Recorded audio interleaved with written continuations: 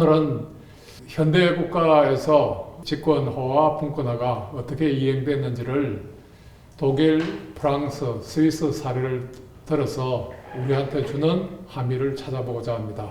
지방 분권, 균형 발전을 이제 논의할 때 중앙 집권을 전제로 해서 거기서 어떻게 중앙 집권으로부터 벗어나려는, 즉 다시 말해서 지방 분권은 원심력으로 작용하고 중앙 집권은 구심력으로 작용하는데, 지방 분권이 강한 원심력으로 작용할 때 우리는 분권 국가다 이렇게 얘기를 하고, 중앙으로 집중하려는 구심력이 강할 때 우리는 중앙 집권 국가다 이렇게 얘기를 하고요.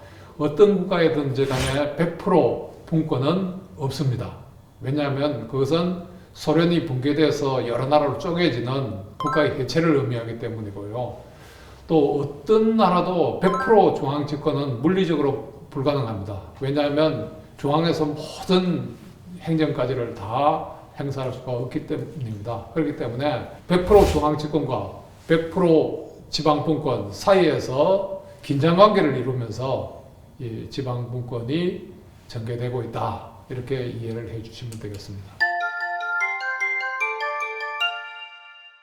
그 많은 사람들이 독일은 원래 지방 분권 국가였다 이렇게 얘기를 하는데, 그게 이제 신성 로마 제국 시대 이때를 생각을 하고 지방 분권 국가다 이렇게 얘기하는데, 이 신성 로마 제국은 이 중앙 집권이 거의 이루어지지 못한 하나의 통일 국가로서 이 통합 권력이 형성되지 못한 그런 상태이기 때문에 이걸 가지고 중앙 집권이다 이러면 오해의 소지가 상당히 많습니다. 왜냐하면 그때 이제 300여 개의 제후국으로 이렇게 나누어져 있는데, 각 제후국으로 보면 고도의 중앙 집권적인 이런 체제를 가지고 있었고요. 특히 독일 통합을 주도해온 프로이센을 보면 8만의 상비군을 가지고 있고 고도의 조직화된 관료 체제를 가지고 있었기 때문에 그 안에 지방 분권은 전혀 존재하지 않았습니다. 그렇기 때문에 독일이 원래 지방 분권 국가였다, 쪼개져 있었다는 데는 맞는데, 하나하나의 그 영주국, 제후국으로 보면 그것은 고도의 중앙 집권 국가였다 이렇게 볼 수 있습니다. 그래야 이제 그 다음에 독일에서 지방 분권이 어떻게 진행되는가 하는 걸 이해할 수 있기 때문에 서두에 좀 그 말씀을 드렸고요. 독일에서 지방 분권, 지방자치가 도입된 것은 1806년에 나폴레옹군하고 전투를 했는데 독일이 완전히 패배했습니다. 그래서 이제 독일에서는 독일 군대가 세계에서 최강이다 이렇게 생각했는데, 그들이 보기에 오합지졸인 나폴레옹군한테 완전히 패했단 말이죠. 그래서 나폴레옹이 베를린에 입성하고 프로이센을 완전히 정복을 합니다. 그래서 이제 프로이센, 독일의 전신이죠. 프로이센에서는 왜 이렇게 되었는가 하는 데 대한 심각한 반성을 하게 되고 개혁 정치를 시도하게 되는데, 이때 개혁 정치를 주도한 사람이 프라이헤른 홈슈타인입니다. 이 사람은 최하급 공무원으로 출발해서 최고의 그 재산까지 오른 이제 그런 사람인데, 이 사람이 생각하기에 독일이 왜 이렇게 그 어이없이 패망하게 되었는가, 그 원인을 이 관료주의에서 찾았습니다. 무산일에 빠지고, 그 다음에 현장감이 없고, 일반 국민들은 관료들이 다 모든 것을 결정하고 일하기 때문에 일단 이 국가 행정이나 시의 행정으로부터 무관심하게 되고 이제 이기주의, 향락주의에 빠지게 된 거죠. 그래서 프라이헤른 홈슈타인의 개혁 정치의 처방은 시민들을 시 행정에 참여시켜서 관료주의를 극복하고 시민들에게 공동체 의식을 갖게 하자. 이것이 개혁 정치의 그 본질이었고요. 이 개혁 정치를 실현하기 위해서 1808년에 독일에서 처음으로 지방자치법인 프로이센 도시법을 제정하게 됩니다. 시의 자치권으로 지역경찰, 과세권, 예산집행, 교육, 빈민구제, 도로교통 등에 대한 자치권을 인정하고, 시의회가 시민들의 직선으로 이제 구성되고, 시 집행부는 합의제 기관으로 갑니다. 그 다음에 이제 이게 우리가 명예직이라는데 우리나라에서 이게 의미가 상당히 변질되어 있어요. 근데 이제 명예직이라는 거는 원래 시민 참여는 명예직으로 하는데, 이것은 권리로 참여하는 것이 아니라 의무로 참여하는 겁니다. 즉 시민들이 시에서 참여해달라 이렇게 요청을 하면 거절할 수 없고 반드시 해야 되고, 만약에 이걸 거절하고자 하면 과태료를 물게 됩니다. 참여가 강제죠. 그래서 요즘은 이런 전통이 뭐 여러 나라에 남아있죠. 미국의 배심원제도라든지, 심지어는 그 스위스 같은 데도 이제 명예직이 발달했는데, 여기도 시장직이나 이제 행정위원직을 입법 안 해도 해야 됩니다. 그런데 안 하면, 귀찮다고 안 하면, 바쁘다고 안 하면 과태료를 물게 되는 거죠. 그래서 이 시민 참여는 이때 당시에만 해도 시민들의 의무였다. 그런데 시민들이 참여하다 보면 왜 공동체가 중요한지, 왜 시민들이 자기 역할을 해야 되는지, 이런 공동체 의식이 생기고, 이제 그것이 결국은 나아가서 나만 잘 되면 된다 하는 이기주의, 또 향락주의를 극복하게 되고, 이것이 결국은 내 고향을 사랑하는 마음으로 되고, 이것이 결국 한 걸음 더 나아가서 조국애로 연결된다. 그래서 애국심을 함양하기 위해서, 공동체 정신을 부활하기 위해서 시민 참여를 개혁의 제1과제로 하고, 이것을 위해서 지방자치제도를 독일에서 도입하게 된다 하는 거죠. 이때 많이 인용되는 말인데, 프라이헤르는 이런 말을 남겼습니다. 신뢰는 인간을 고귀하게 하고 영원한 후견은 인간의 성숙을 저해한다.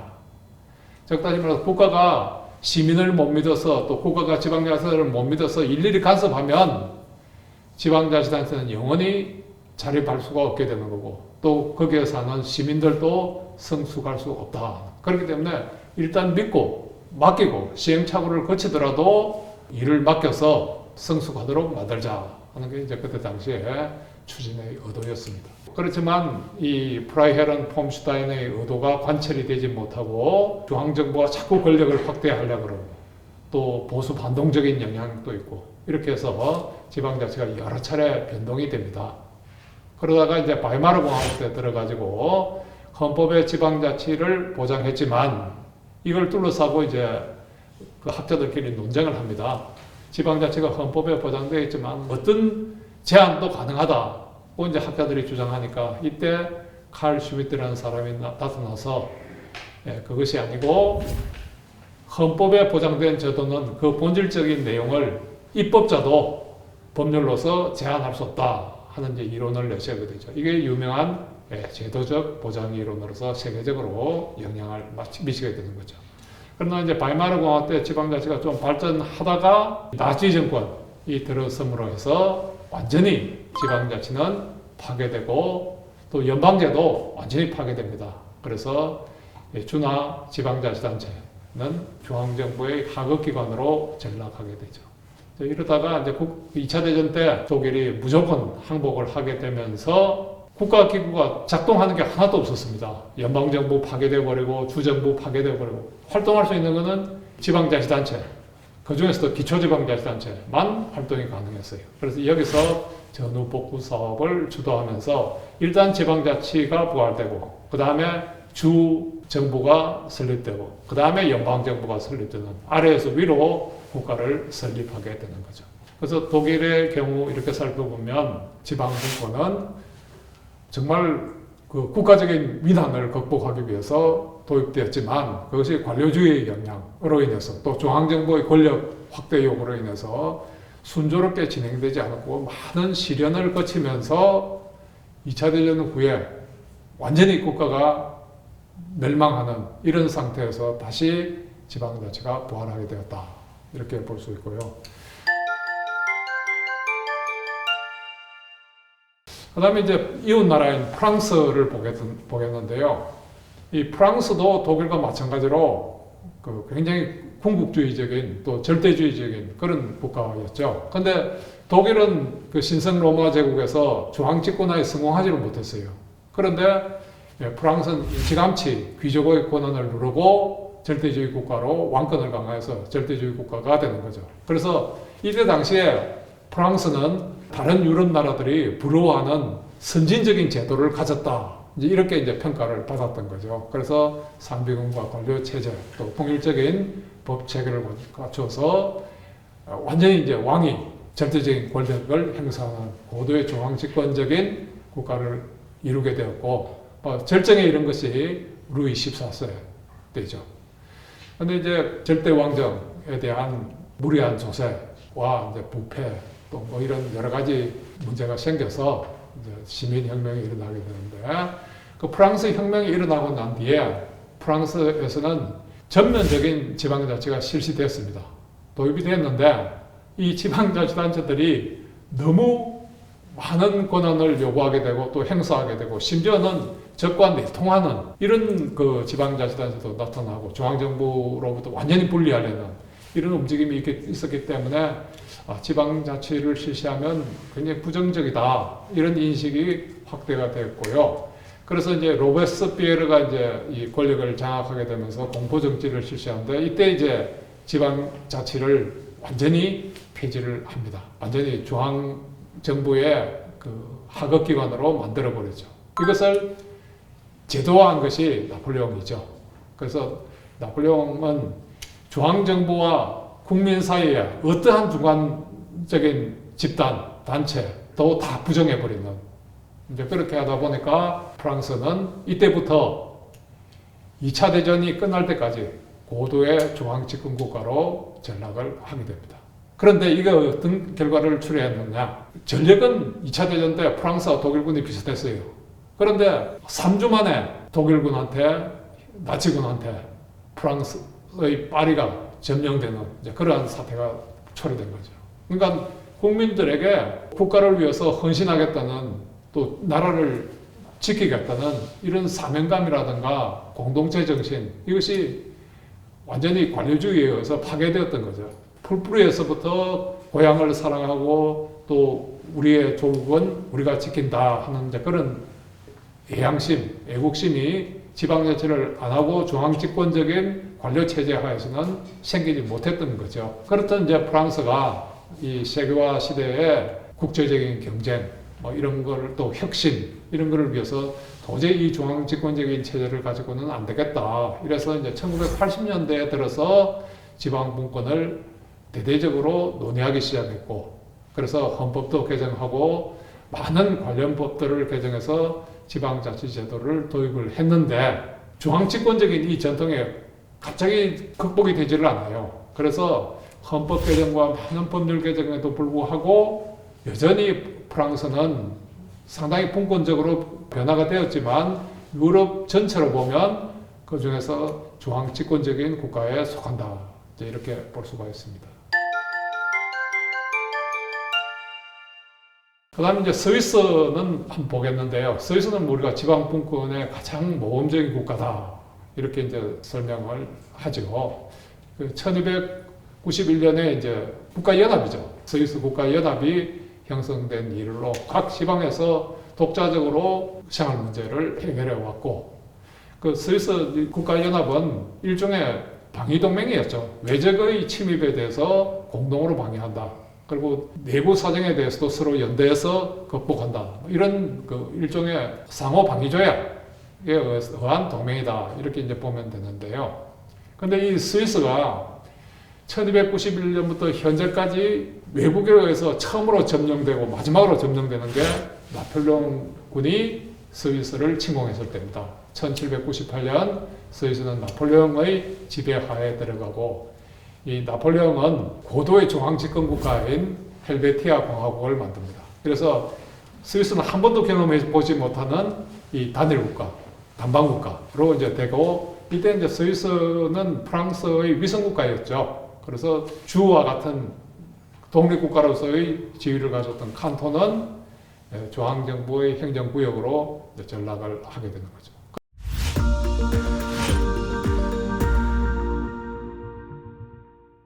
그런데 안에서 끊임없이 저항이 일어납니다. 우리는 옛날에 그 칸톤의 독립적인 자율적인 그걸 원한다. 이렇게 해서 끊임없이 이제 파리에 가서 나폴레옹한테 호소를 합니다. 근데 이때 물론 중앙집권주의자도 있어가지고 끊임없이 다투는 거죠. 그래서 나폴레옹이 이런 말을 남겼습니다. 나는 다행스럽게도 프랑스 정부의 정상이 될 수 있었지만, 그러니까 최고 통치자가 될 수 있었지만 스위스를 통치할 능력이 없음을 통감한다. 그 나폴레옹 불가능은 없다 했는데 스위스를 다스리는 건 불가능하다 이런 걸 스스로 느끼게 된 거죠. 이건 왜냐하면 국민들이 지방 분권을 통해서 강력한 애국심, 또 자기 확신, 공동체 정신 이런 걸 함양해 왔기 때문에 나폴레옹의 무력에도 불구하고 끊임없이 저항을 하는 거죠. 그래서 이제 나폴레옹이 칸톤의 지위를 어느 정도 인정해서 지방 분권적인 지위를 인정합니다. 그때 시대를 이제 우리는 조정시대다 이렇게 하고 그 나폴레옹이 이제 시각한 후에 동맹 협약을 통해서 예전의 그 지방 분권적인 시스템을 그대로 회복을 합니다. 근데 이때 외세에 의존해서 칸톤의 권한을 더 강화시키려는 그러한 분리 동맹이 형성됩니다. 그래서 이게 마침내 중앙의 권력을 강화시키려는 자유주의 세력하고 전쟁을 하게 됩니다. 그래서 이 전쟁이 한 26일 정도 계속됐는데 뭐 사상자가 많이 나지는 않았어요. 그렇지만 이 내전까지 거치면서 결국 중앙정부의 권력을 강화시켜야 되는 세력이 이깁니다. 뭐 이건 뭐 힘의 비교가 안 돼요. 그렇지만 이 승리한 세력이 지방 분권을 주장했던 패전 세력을 끌어안습니다. 포용을 합니다.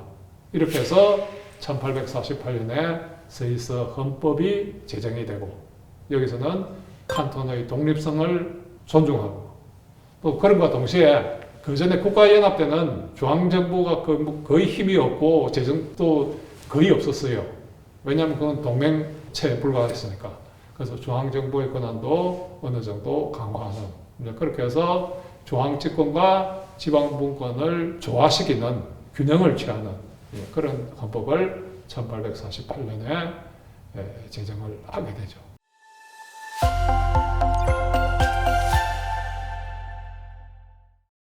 그래서 지금까지 쭉 말씀드린 것을 이제 요약해서 보면 고도의 중앙집권 국가, 특히 관료주의 국가, 또 군국주의적인 이런 것을 체험한 나라에서는 지방자치를 도입하는 게 한꺼번에 안 된다. 많은 우여곡절, 시련을 거치면서 지방분권이 정착해 가더라. 그것도 국가의 멸망이라든지 또는 고도의 위난이라든지 이런 걸 통해서 관료주의가 그 폐단이 노출되고 또 국민들이 그런 것을 알고 저항하게 되면서 지방분권이 서서히 자리 잡게 되더라. 그게 2차 대전 후에도 독일의 경우에 이 분권을 위한 엄청난 노력이 있었고 과거에 대한 반성 이것이 있었기 때문에 이제 가능했던 거고요. 그래서 여기에 비해서 프랑스 경우도 마찬가지고 스위스의 같은 경우 보면 이게 나폴레옹과 같은 고도의 군국 정치 또 고도의 관료 제도 하에 점령을 당해도 오랫동안 지방 분권 하에서 형성된 공동체 의식 이런 것이 존재하는 경우에는 그러한 침략자도 함부로 중앙집권적인 이런 체제를 구축을 못하고 스위스 국민들이 유지해왔던 지방 분권 체제로 돌아가는 이제 그런 것을 우리가 볼 수 있는 거죠. 그래서 이제 우리나라의 경우 참 우리나라는 이게 지방자치가 계속 정치적인 목적에 이용되어 온 이제 그런 면이 있습니다. 그러니까 1949년에 이제 지방자치법이 제정되고 헌법에 지방자치가 보장됐지만 그것이 시행을 되지 못하고 있다가 이제 전쟁이 한창 막바지에 이르렀던 그때 이제 이유가 치안이 불안해서 지방자치하기 어렵다 이거였거든요. 그런데 치안이 가장 불안했던 전쟁 와중에 이 정권을 유지하기 위해서 그러니까 지방의회를 구성해서 그거를 이용해서 정권을 유지하고자 해서 이제 한국에 처음 지방자치가 도입되어서 한 10년 가까이 실시가 된 적이 있죠. 그래서 뭐 그 나름대로 제가 이제 어릴 때 그때였는데 그 선거하는 모습 뭐 이런 게 눈에 선한데 그래서 이제 정착이 차차 이제 되어가기 시작한 물론 혼란도 있었고 뭐 그랬지만 정착이 되어가는 그런 움직임이 있었는데 군사정부가 등장하면서 이것을 잠정적으로 정지시켰다가 이제 헌법에까지 지방자치의 실시를 남북 통일이 될 때까지 안 한다. 뭐 이런 식으로 돼서 지방자치가 이제 완전히 휴면 상태에 이제 들어가게 되는 거죠. 그리고 이제 민주화 운동 이후에 지방자치가 다시 회복이 되긴 했습니다만은 우여곡절이 많았고 또 이 정치적인 뭐 여러 그 이해관계 때문에 지방자치가 아직 제대로 정착하지 못하고 있고, 또 무엇보다도 중앙 정치, 중앙 관료들이 지방자치단체와 또 주민에 대한 불신이 너무 크기 때문에, 그런데 주민들의 입장에서 보면 이 신뢰도 조사를 보면 중앙정부와 지방정부 중에서 어디를 더 신뢰하느냐 이렇게 하면 항상 시민들과 가까이 있는, 주민들과 가까이 있는 지방정부에 대한 신뢰도가 훨씬 높게 나옵니다. 그래서 민주주의 국가에서 결국 여론에 따라서 제도나 법률이 형성되기 때문에, 또 헌법도 개정되기 때문에 주민들의 이러한 의식이 이제 증가될수록 지방자치 제도를 진전시키려고 하지 않는 이제 그런 것이고요. 주민을 신뢰하고 지방을 신뢰하는 지방분권이 정착할 수 있지 않을까 이렇게 생각을 합니다. 이상으로 현대국가에서의 분권화, 집권화가 어떤 시련을 거치면서 어떤 과정을 거쳐서 발전해 가고 있는가 하는 것을 살펴봤습니다.